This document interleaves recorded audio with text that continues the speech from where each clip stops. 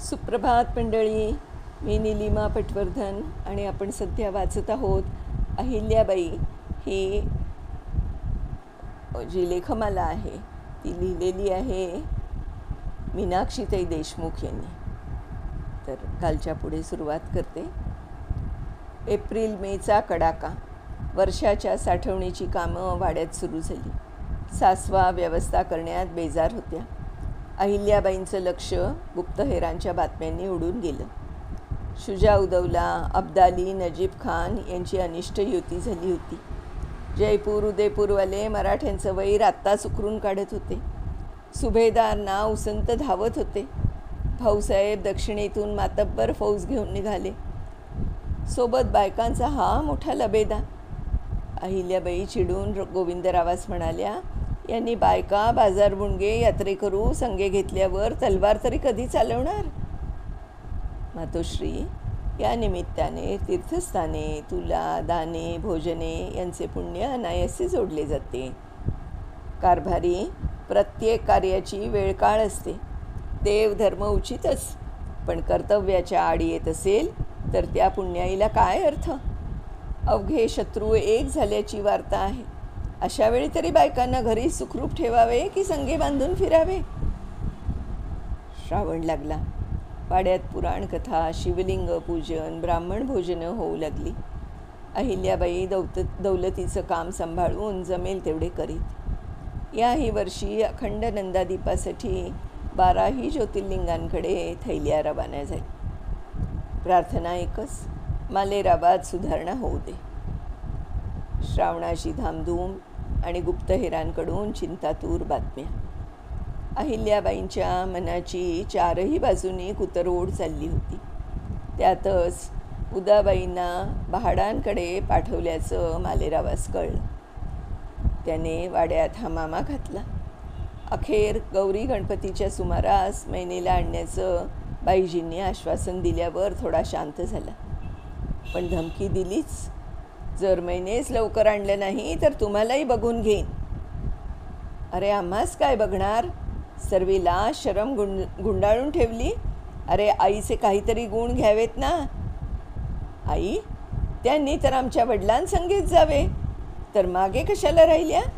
एवढे पुण्याईचे पोवाडे गातात, मग सती जाण्याचा धर्म तो कुठे गेला?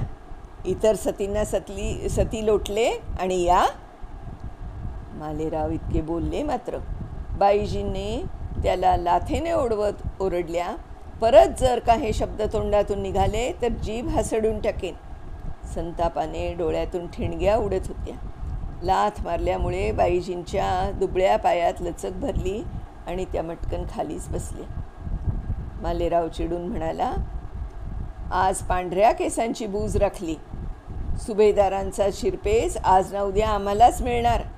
तेव्हा याला सुभेदारी म्हणजे आपल्या स्वामींच्या मृत्यूची कामना. नुसत्या कल्पनेनेच त्यांच्या अंगावर काटा आला. देवघरात डोके टेकून बसून राहिल्या.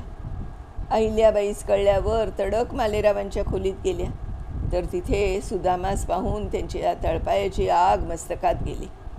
तो तर सत्वर पळून गेला. त्या काही बोलायच्या आत मालेरावाने त्यांचे दोन्ही हात गच्च धरून गजरबेने म्हणाला, जशा आला तशाच परत जा. आमच्या मित्राचा मनोभंग आमच्या मर्जीस येणार नाही.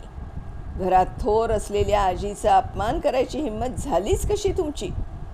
आणि सुभेदारीच्या गोष्टी कशाच्या भरवशावर करता? ना शिक्षण, ना शौर्य, ना तलवारबाजी, ना लढाया मारल्या, ना घोडसवारी.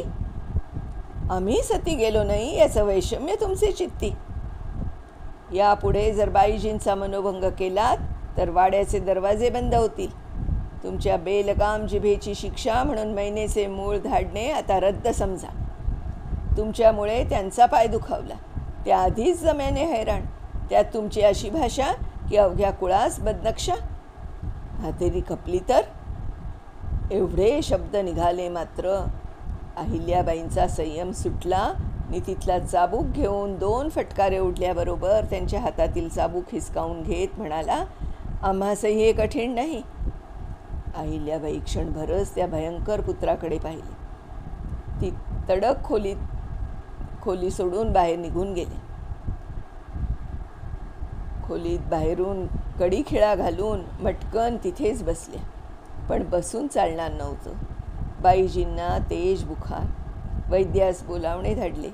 मालेरावास शिक्षा केल्याची वार्ता कर्णोपकर्णी पसरली.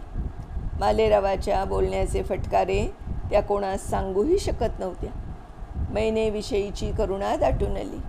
तिला कसं या राक्षसांच्या स्वाधीन करायचं? जो आजीचं आईचं मरण चिंततो तो या पोरीस सोडेल? खरंच आम्ही का नाही गेलो सती? एकदाच गेलो असतो तर सुटलो तरी असतो.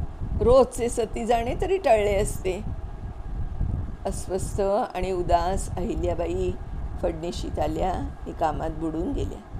त्यांची विमनस्क मनस्थिती पाहून गोविंदराव म्हणाले, मालेरावांना काशी क्षेत्री एखाद्या विद्वानाकडे ठेवले तर?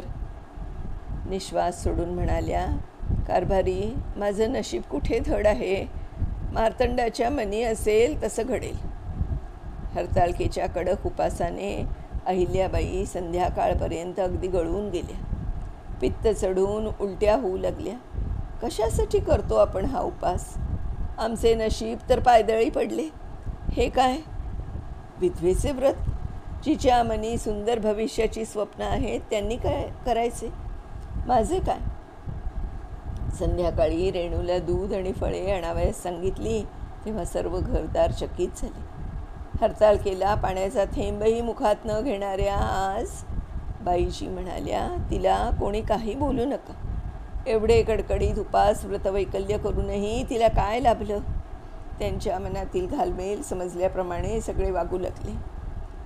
14 ऑगस्टपासून गणेश चतुर्थी मालेरावांकडून अनेक कबुल्या, अटी, निर्बंध, अनिर्बंध घालून त्याला मोकळे केल्यावर म्हणाल्या, आता मी खरंच चांगला वागेन. असं म्हणताना हसू दाबत होता, तरी आतून त्याचं पोट गदगद हलत होतं. ते पाहून हा काय दिवे लावणार याचीच सर्वांना काळजी लागली. एकदाचे श्री गणेशाचे आगमन सुखरूप झाले. नाहीतर हे कार्ट मूर्तीसुद्धा. अरे बापरे. गणेश चतुर्थी पूजा सकाळीच सुरू झाली. धुसपुसत का होईना मालेराव पूजेस हजर होता. घुरटासारखा सर्वांकडे पाहत होता. बाईजी, अहिल्याबाई पत्री काढत होत्या. एकीकडे मोदकांची ताटं, फळांची आरास, मोठ्या समया लावलेल्या, देवांचे मुकुट, माळा, चांदीच्या छत्र्या, अत्तराच्या बुधल्या, तेला तुपाचे तांबले, फुलांचे भरलेले करंडे, सर्व सामान देवघरात होतं. आरतीसाठी तबक घेऊन अंबादास उभे राहिले. तेवढ्यात मालेराव रेणूला म्हणाले, त्या मोठ्या करंड्यात सुंदर फुलं आहेत ती आण. आरतीला सुरुवात झाली. रेणूने करंडा उघडल्याबरोबर 20-25 गले लठ्ठ उंदीर घाबरून बाहेर पडून सगळ्यांच्या अंगावर चढू लागले. गर्दीस बिचकून देवघरात मोदकावर लुडबुडू लागले. अंबादासांच्या हातावर चढताच आरतीचं तबक पडलं. बनाबाई हरकुआईच्या पाताळात त्याच्या घोळामध्ये शिरले. पाटाखालून मूर्तीच्या आगून मागून उंदरांचे घोळ घाबरून सैरावैरा पळू लागले. काट्यासारखे पाय टोचत भराभर अंगावर चढत होते. चित्कारांनी खोली भरून गेली. आरडाओरडा एवढा वाढला की बाहेरचेही लोक जमा झाले. काठ्या घेऊन उंदरांना हुसकवण्याचा प्रयत्न करू लागले. आरती राहिली एकीकडे. उलटी पालटी निरांजने, उधळलेली फुलं, पत्री, उलटवलेले पाठ, सांडलेल्या अक्षता आणि मालेराव गणपतीचं वाहन आलं रे बाप्पा, आलं रे बाप्पा असं म्हणत वेड लागल्यागत पोट धरधरून हसत बोलत होता. कुणालाच त्याला जाब विचारण्याची शक्ती नव्हती. अपशकुनाने सर्वांचे मन कातर झाले. तेला तुपाच्या तांबल्या सांडून ओघळ वाहू लागले. गणेश चतुर्थीपासून 20-25 दिवस अहिल्याबाईंनी मालेरावाशी अबोला धरला आणि एक दिवस अचानक मैना तिच्या आईसह पालखीतून उतरल्या. सोबत व्याही आणि घोडेस्वार होते. आगत स्वागत जेवणे झाली. निवांत बसल्यावर आपण एकाएकी अचानक कसे येणे झाले? आधी कल्पना असती तर वेशीपासून वाजंत्री लावून सुनेस आणले असते असे सांगितले. म्हणजे मैनेस मूळ आपण नाही पाठवले? जावयांचे मित्र सुदामा मूळ घेऊन आले, आपणास विदित नाही? तरी आम्हाला शंका आलीच.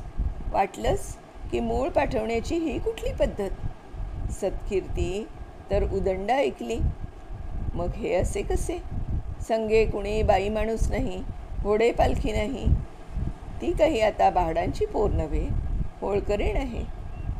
मनी विकल्पाचे पर्वत घेऊन रोज मुले देऊन ही शिबंदी आणली. विहीण म्हणाल्या, मुलीस ऋतुप्राप्ती झाली, जिथली वस्तू तिथेच भली. आता आपणच मायबाप, आपली अमानत पोचवली, सांभाळा आता. अहिल्याना हा भार दौलतीपेक्षाही कठीण झाला. आपणास न सांगता सुदामा करवी परस्पर कारभार मालेरावाने केल्याचा तीव्र संताप मनी उफाळून आला.